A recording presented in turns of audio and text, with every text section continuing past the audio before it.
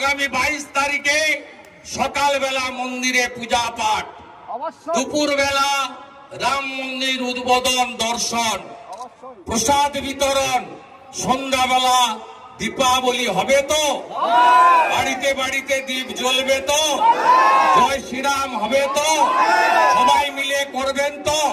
আমার রাষ্ট্রবাদী মুসলিমরা, আপনারাও আমাদের সঙ্গে থাকবেন।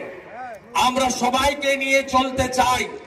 আমাদের প্রধানমন্ত্রী তিনি বলেছেন 140 কোটির দেশবাসী সবাই মিলে একসঙ্গে আমরা থাকবো, একসঙ্গে আমরা লড়বো। যারা দেশে থেকে পাকিস্তান জিন্দাবাদ বলেন, আমাদের বিরোধ তাদের সঙ্গে, আমাদের বিরোধ তাদের সঙ্গে। যারা ভারত মাতাকে বন্দন করেন তাদের সঙ্গে আমাদের কোনো বিরোধ নেই। প্রচন্ড ঠান্ডা, বাড়ি ফিরতে হবে। লোকসভা ভোটের আগে আবার আসবো। ফেব্রুয়ারি মাসে পরীক্ষা চলবে।